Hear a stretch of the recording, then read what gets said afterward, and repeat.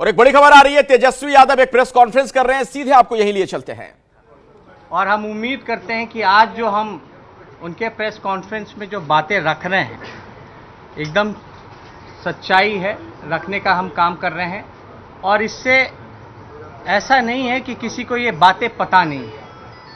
कई ऐसी बातें हैं जो प्रेस मीडिया में भी आया। तो जो बात हुई जीरो टॉलरेंस नीति की, आप सबको पता था जब हमने कार्यभार संभाला था तो मेरा भी ये स्टेटमेंट आया था कि जीरो टॉलरेंस ऑन करप्शन हो हमारी नीति रहेगी।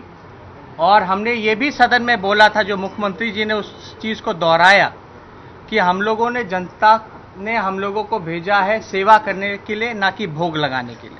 ये ऑन रिकॉर्ड मेरा भी स्टेटमेंट है।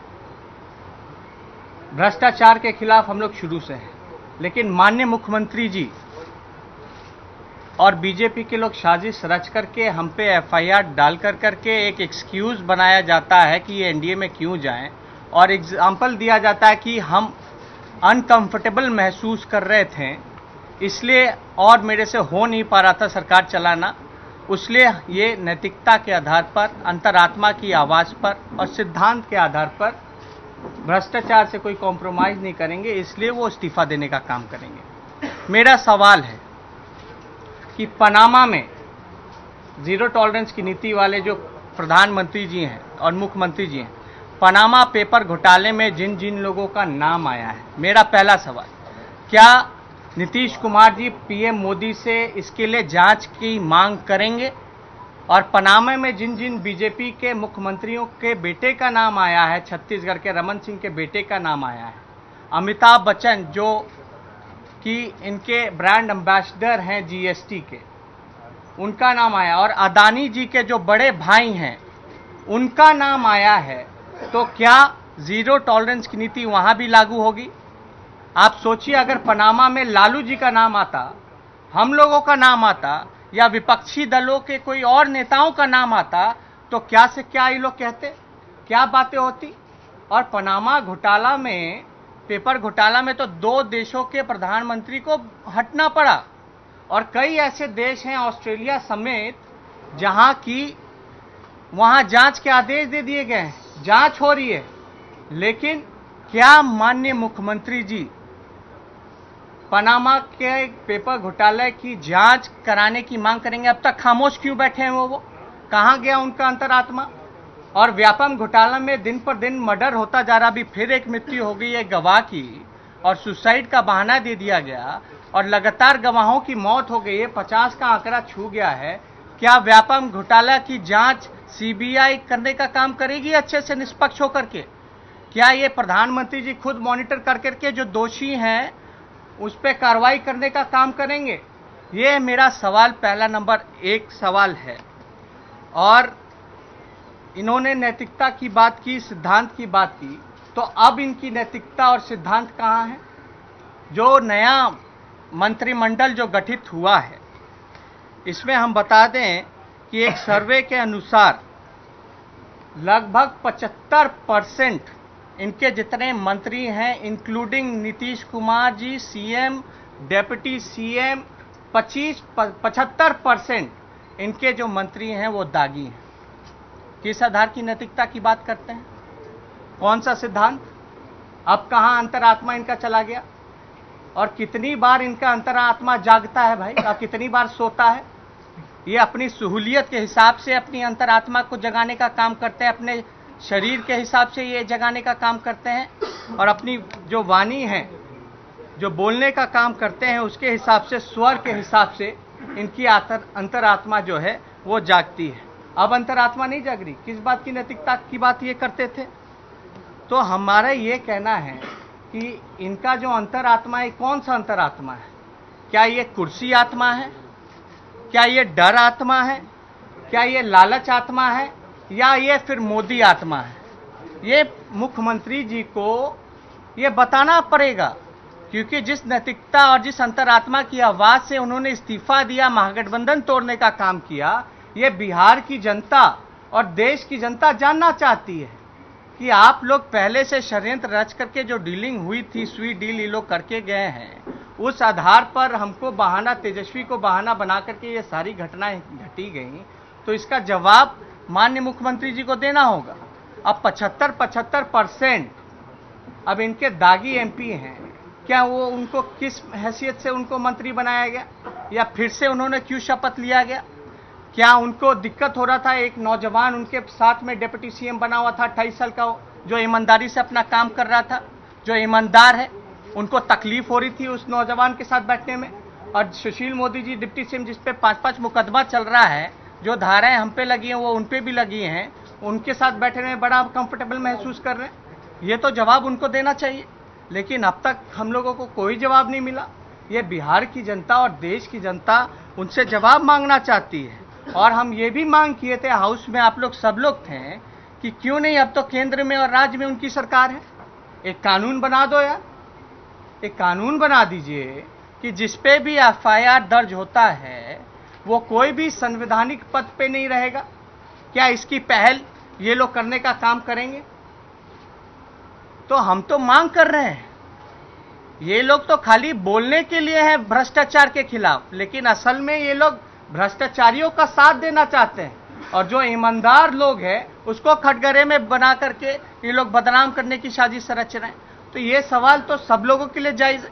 और बिहार की लोग सब लोग ये मांग कर रहे हैं कि अगर ऐसा ही है, अगर राजनीति में ऐसे ही चलता रहेगा तो ये कानून क्यों नहीं बनाया जाता? ये कानून बनाना चाहिए। कौन रोक रहा अब इनको कानून बनाने से? अब तो पूरा देश इनका हो रहा है, भगवाकरण करने जा रहे हैं। आरएसएस की बात करते थे कि यार संघ मुक्त भारत बनाने की बात करेंगे, तो बिहार में इन्होंने संघ को घुसाने का काम किया है, जिनको बिहार की जनता ने नकार दिया था, मैंडेट जिसके खिलाफ दिया था, उन लोगों को इन्होंने बैठाने का काम किया है। तो ये सारे जवाब माननीय मुख्यमंत्री जी को देने का काम करना चाहिए।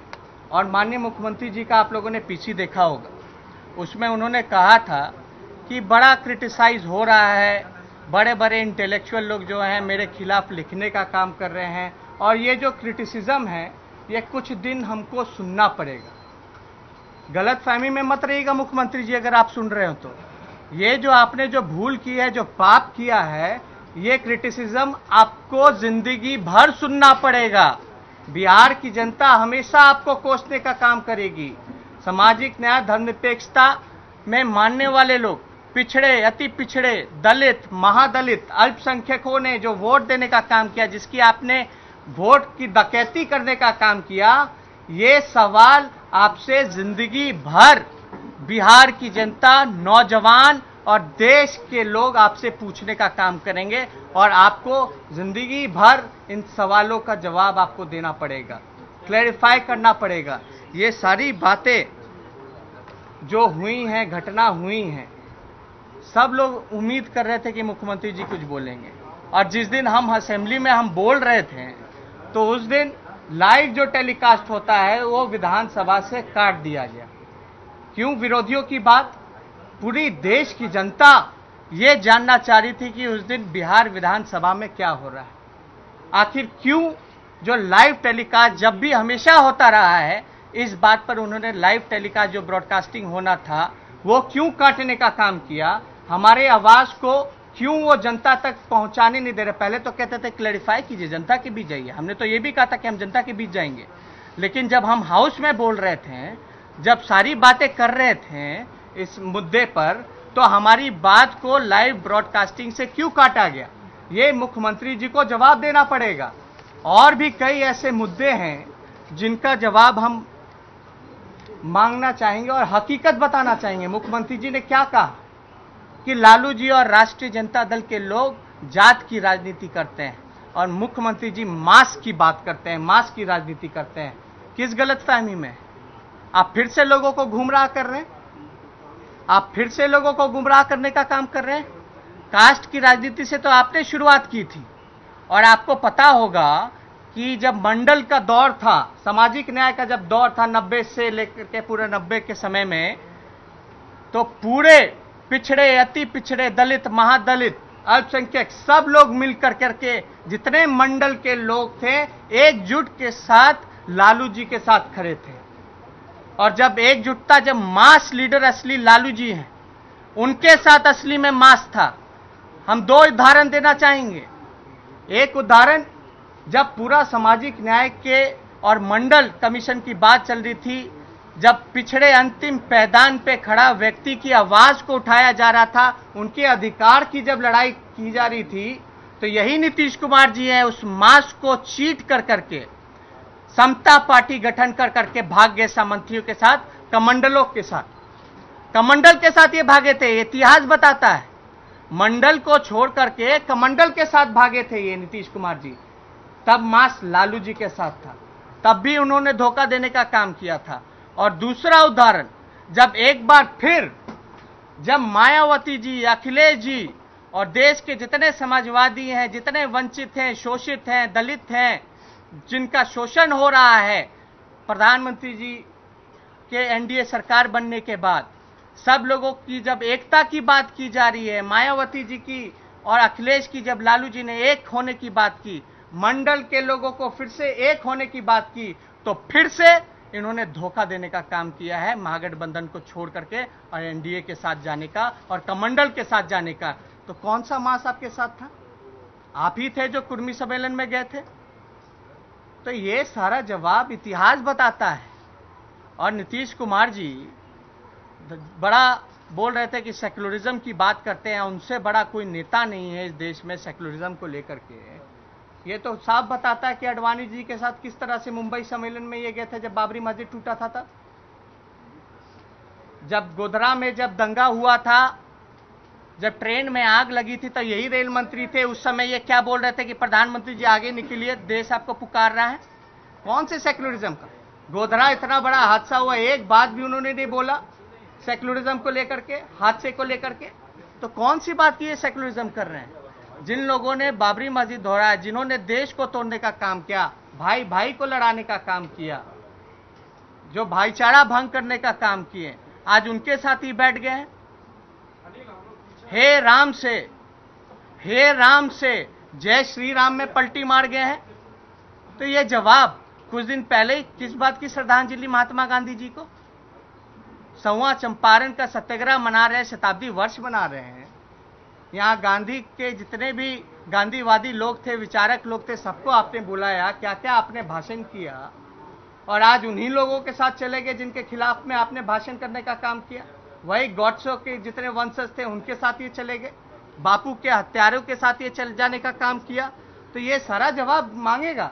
अब विकास की बात करते हैं, डेवलपमेंट की बात करते हैं, हम दावे के साथ कह सकते हैं कि इन्होंने 4 साल बिहार का बर्बाद करने का काम किया है, विकास का बर्बाद करने का काम किया है बिहार का। 4 साल, 4 सरकारें और मुख्यमंत्री केवल नीतीश कुमार जी। ये तो कुर्सी प्रेम है।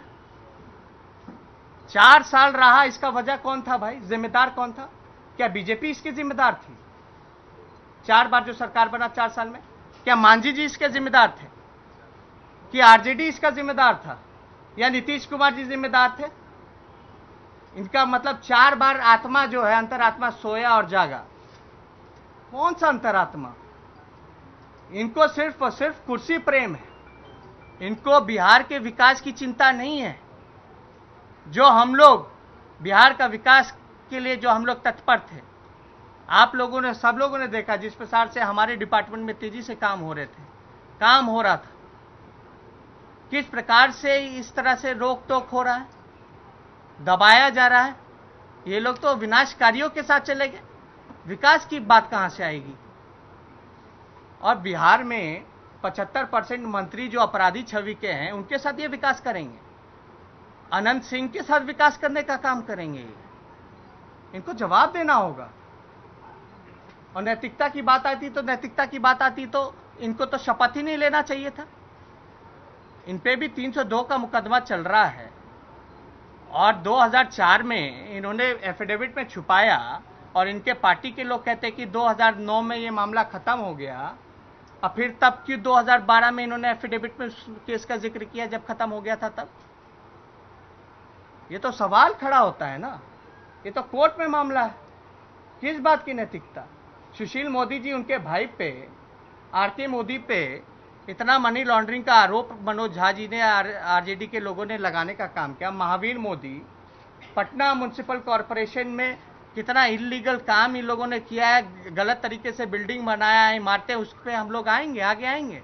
ये जितने मंत्री हैं एक एक करके हम इन लोगों की भी बातें हम रखेंगे। लेकिन आज जो विषय है, मुख्यमंत्री जी का जो प्रेस कॉन्फ्रेंस था और ये जवाब देने से भाग रहे हैं, तो इस बार चाहे बीमार रहें या ज्यादा बोलने से गला खराब हो जाए मुख्यमंत्री जी का, लेकिन जवाब हम लोग लेकर के रहेंगे। या तो उनके पास जवाब नहीं है इसलिए ये नहीं बोल रहे, अगर जवाब है तो हम लोग लेकर के रहेंगे। ये ज्यादा बोलने से गला खराब हो जाता है उनका, अब ये बहाना नहीं चलेगा, अब ये बहाना नहीं चलेगा बीमारी का।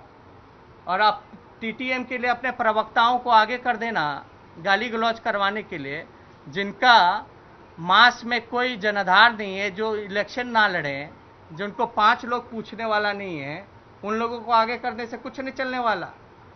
बिहार की जनता जवाब चाहती है। और पूरे भाषण में इतना एरोगेंसी पीसी में मुख्यमंत्री जी का लग रहा था, इतना सेल्फ ऑब्सेस्ड, इतना एरोगेंस कि भाई उन्होंने लालू जी को नेता बनाया, उन्हीं के वजह से आरजेडी को वोट ट्रांसफर हुआ, सबसे बड़े सेकुलर के नेता वही है पूरे देश भर में। ये तो एरोगेंस है। आपको लगता है अपना सेल्फ ऑब्सेस्ड होकर के इतना ओवर कॉन्फिडेंस, तो हम बताना चाहेंगे जब किसी को घमंड हो जाता है तो वो ज्यादा दिन रहने वाला नहीं होता है। जनता देख रही है, इतना घमंड होना मतलब ये लालू जी को नेता बनाए, इसका जवाब तो लालू जी ने देने का काम किया है कल। लेकिन इतना घमंड, इतना सेल्फ ऑब्सेस्ड, जो है यही है, बाकी सब बेकार है, ऐसी धारणा इस लोकतंत्र में किसी भी बड़े नेता को सूट नहीं करता है। क्रिटिसिज्म सुनने की आदत नहीं है, पर्दा डालते हैं उस चीजों पे, भूमिका बनाते हैं, रणनीति बनाते हैं। तो इतना एरोगेंस हम कहना चाहेंगे, और इस ख्वाब में होंगे कि बिहार के मुख्यमंत्री हैं और अंतिम सांस तक वही बिहार के मुख्यमंत्री रहेंगे, तो मेरे ख्याल से मुख्यमंत्री जी आप गलत हैं। आप जो सोच रहे हैं कि आप ही परमानेंट बिहार के मुख्यमंत्री रहिएगा, अंतिम सांस तक रहिएगा, तो ये आपका घमंड जो है, ये बिहार की जनता चकनाचूर कर देगी आने वाले चुनावों में। इतना घमंड मुख्यमंत्री जी के लिए ठीक नहीं है। सारी बातें अब उनके मंत्री हैं, क्या वो इस्तीफा देंगे नहीं देंगे? हम तो उनके मंत्रियों को हम चेता देना चाहते हैं कि जितने आप लोगों ने गलत काम किए हैं, सबका पर्दाफाश हम लोग करने का काम करेंगे। फिर जब मुख्यमंत्री जी हम लोग सदन में इस्तीफा की मांग करेंगे, तो जिस नैतिकता के आधार पर आपने खुद इस्तीफा देकर के पार्टी महागठबंधन तोड़ने का काम किया, क्या वो उन लोगों से भी इस्तीफा लेंगे? और क्या आरोप लगाते थे? परिवारवाद, पुत्र मोह। हम तो बोले थे सदन में भी कि इनको सबसे ज्यादा तो भाई मोह है, कि सबसे ज्यादा सिंगल लार्जेस्ट पार्टी होने के बाद भी अपने छोटे भाई को बिहार का मुख्यमंत्री बनाने का काम किया। इनको तो पुत्र मोह, परिवारवाद का एलिगेशन हम लोगों पे लगा। पशुनाथ पारस कौन है भाई? ना विधायक चुनाव जीते हुए, ना एमएलसी हैं, उनको मंत्री बना दिया जाता है। और अभी डीलिंग चल रही है, एकदम सुशील मोदी जी एकदम चल जा रहे हैं मांझी जी के यहाँ कि बेटा को मंत्री बनाना है, या क्या बात है, या उनके दामाद को बनाना है। कहां जा रहे हैं भाई? किसको धोखा देने का काम कर रहे हैं आप लोग? कौन सा परिवारवाद? ये परिवारवाद नहीं है। जिनको जनता ने नकार दिया चुनाव में, कई ऐसे बीजेपी के नेता लोग, उनके बेटा लोग चुनाव लड़ा, सब की सब चुनाव हार गया। सीपी ठाकुर के बेटा हार गया, अश्विनी चौबे का बेटा हार गया, उन लोगों को मंत्री बनाया जाएगा? पशुनाथ पारस चुनाव हार गए, मांझी जी के बेटे चुनाव हार गए, उनका दामाद चुनाव हार गया, रामविलास के दामाद चुनाव हार गए, उन लोगों को मंत्री बनाया जा रहा है। कहां गई नैतिकता? कहां है? अब अंतरात्मा क्यों नहीं जाग रहा उनका? कैसे बने हुए वो मुख्यमंत्री? ये हमारा सवाल जो है जायज सवाल है। ये हमको मोहरा बनाया गया। अब किस बात की इनसिक्योरिटी थी हम इस पे नहीं जाना चाहेंगे। हम लोगों ने शुरू से कहा कि हम लोगों का लालू जी का कोई इंटरफेरेंस गवर्नमेंट में नहीं रहा, कोई दबाव नहीं रहा। इनकी डीलिंग बहुत पहले से हो गई थी। डीलिंग पहले के होने के बाद ये सारा एक स्टेप बाय स्टेप इन लोगों ने रणनीति के तहत इन लोगों ने प्लान कर करके हमको मोहरा बनाया गया, हमारे परिवार को बदनाम किया गया। अब कहां गया? व्यापम घोटाले में क्यों नहीं बोल रहे हैं? पनामा में क्यों नहीं बोल रहे हैं? ये तो उनको जवाब देना पड़ेगा। और हमको विश्वास है कि ये जो सरकार है इनकी ज्यादा दिन तक चलने वाली नहीं है। ये जो सरकार है ज्यादा दिन तक इसलिए नहीं चलेगी क्योंकि बीजेपी जो धोखा खाई थी 2013 में, ये अपना धोखा का बदला जल्दी लेने वाली है। हर जगह अपना आदमी बैठा करके बीजेपी, और हमको चिंता है मुख्यमंत्री जी की कि आप फंस गए, आप अपने कुर्सी के चक्कर में फंस गए। आपको राष्ट्रीय जनता दल ने, कांग्रेस ने, जब आप खत्म हो गए थे तो आपको पुनः जीवित किया था। यही राष्ट्रीय जनता दल, यही लालू जी और कांग्रेस ने आपको पुनः जीवित करने का काम किया था। अब तो आप अपने कुर्सी के चक्कर में फंस गए। बीजेपी कभी भी अपने धोखा का बदला धोखा दे करके कर सकती है, ये मेरा पूरा विश्वास है। और कितने दिन ये सरकार चलेगी? बहुत कम अवधि के लिए ये सरकार चलेगी। तो ये सारी बातें तो क्लैरिफाई करना पड़ेगा, बीजेपी को जवाब देना पड़ेगा। हमने अब सुशील मोदी के लिए मेरा सवाल, बीजेपी के लोगों के लिए मेरा सवाल, क्या बीजेपी ने 2013 में भ्रष्टाचार किया था या ज्यादा इंटरफेरेंस बढ़ गया था, या सुशील मोदी जी मुख्यमंत्री का काम कर रहे थे, उस समय दबाव डाल रहे थे? किस वजह से नीतीश कुमार जी ने इनको निकाला? जैसे दूध में से मक्खी निकाल के फेंक दिया जाता है, उस हिसाब से बीजेपी के लोगों को फेंका। क्या बीजेपी के लोगों ने जो मनपसंद अपनी गालियां दी थी मुख्यमंत्री जी को, और प्रधानमंत्री जी ने जो डीएनए की गाली देने का काम किया था मुख्यमंत्री जी को, उस पर अब बीजेपी के लोगों का क्या राय है?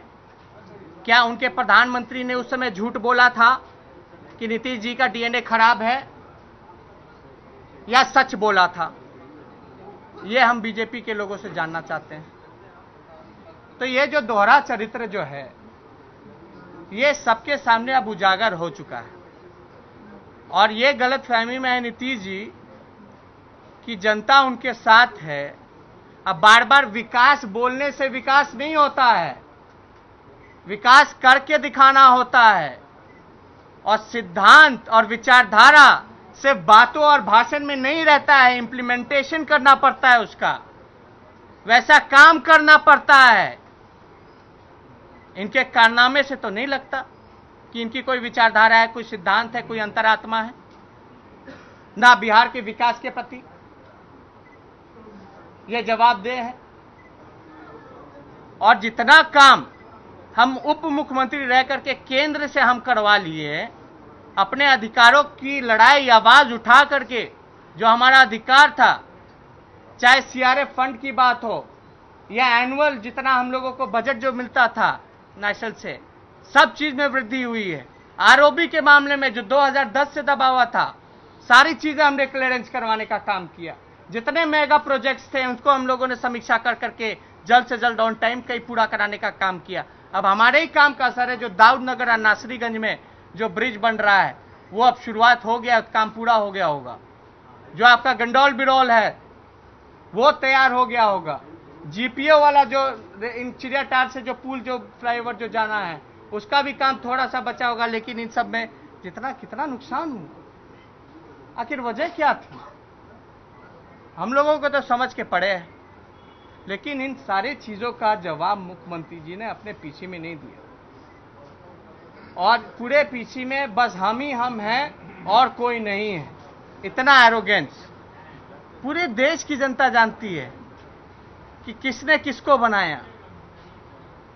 अब पूरा मास जो था मंडल के दौरान लालू जी के नेतृत्व में था। ये लोग वही मंडल के विरोधी जो कमांडर वाले लोग थे उनके साथ ये चले गए थे उस समय भी। अब फिर जब मायावती जी, अखिलेश जी या देश भर में मंडल के लोगों को, ऑपोजिशन पार्टी को एकता की बात शुरू हुई तो सबसे पहले इन्होंने डिच किया। एक ही मकसद था एनडीए का और नीतीश कुमार जी का कुर्सी प्रेम था, और नरेंद्र मोदी जी का एक ही वजह था जो नीतीश कुमार जी का जो इन्होंने साथ देने का काम किया है।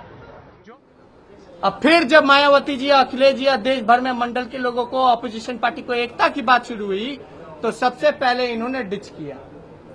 एक ही मकसद था एनडीए का और नीतीश कुमार जी का कुर्सी प्रेम था, और नरेंद्र मोदी जी का एक ही वजह था जो नीतीश कुमार जी का जो इन्होंने साथ देने का काम किया है, जो महागठबंधन बिहार में बनना। तो 10 सवाल क्या दागे हैं, बड़े सवाल तेजस्वी यादव ने नीतीश कुमार पर, वो आपको बताएंगे। अंतरात्मा, कुर्सी आत्मा या मोदी आत्मा, एक बड़ा आरोप लगाया है आज तेजस्वी यादव ने अब से थोड़ी देर पहले नीतीश कुमार पर। उन्होंने कहा कि दोहरा चरित्र है नीतीश कुमार का। मंडल की लड़ाई के वक्त कमंडल वालों के साथ चले गए थे धोखा देकर। खुद पर हत्या के आरोप पर खामोश क्यों हैं आखिर नीतीश कुमार? सुशील मोदी पर लगे आरोपों पर चुप क्यों हैं? पनामा मामलों में जांच की बात करेंगे क्या? मंडल छोड़कर कमंडल वालों के साथ आखिर क्यों गए? हे राम से जय श्री राम में पलटी क्यों मारी नीतीश कुमार ने? यह सवाल भी पूछा है तेजस्वी यादव ने। तो नीतीश कुमार पर बहुत ही तीखा हमला किया है तेजस्वी यादव ने, और उनकी अंतरात्मा को लेकर सवाल खड़े किए हैं। नीतीश की अंतरात्मा नहीं, कुर्सी आत्मा है, यह कहना तेजस्वी यादव का। नीतीश कुमार दोहरे चरित्र के हैं। और positive politics, this is a negative politics. Sushil Modi तो ये कह रहे हैं कि जो बालू माफिया हैं उनके पैसे अरे ये विषय जो कहते रहे, सुशील मोदी जी का कोई वैल्यू नहीं। अपने भाई के बारे में बताएं पहले। जो Mahavir Modi, Johnson and Johnson Modi का जो बिल्डर हैं, जो डायरेक्टर हैं, जहां उनका कलकत्ता में रजिस्टर्ड ऑफिस है, और जाइएगा तो हम कुछ दिन बाद वीडियो भी रिलीज करेंगे, उसमें देख लीजिएगा कौन सा शेल कंपनी कहा जाता है, कौन सा शेल कंपनी नहीं कहा जाता है, और कितने इमारतें इलीगल तरीके से फ्लोर बना दिए। फ्लोर का परमिशन भी नहीं था और उसको फ्लोर को बना करके बेच भी दिए। इस सब का जवाब देना पड़ेगा। हम लोगों पे झूठा आरोप, हम लोग को फंसा करके कि ये लोग जनता के बीच ना जाए, सच्ची बात ना कहे, जो रोकने का काम हो रहा है ये देश की जनता जान रही है। पूरा बिहार अभी उबला हुआ है, गुस्से में है कि उनके साथ धोखा हुआ, मैंडेट के साथ उनकी वोट की डकैती की गई। इसका जवाब उनको देना पड़ेगा। तेजस्वी जी, आपने कहा कि नीतीश कुमार सिर्फ विकास की बात करते हैं और उन्होंने सिर्फ बिहार का साल बर्बाद किया है। आपके 12 मंत्री थे और आप 17 महीने सत्ता में रहे, क्या उस दौरान भी कोई काम नहीं हुआ है? देखिए, काम क्या हुआ नहीं हुआ, सरकार तो स्कीम बनाई, 7 निश्चय बनाया गया, स्कीम को इम्प्लीमेंट करने के लिए सारा इंफ्रास्ट्रक्चर तैयार किया गया, उसकी लगातार समीक्षा हुई, मॉनिटरिंग हुई, और बाकी ये है एबीपी न्यूज़, आपको रखे आगे।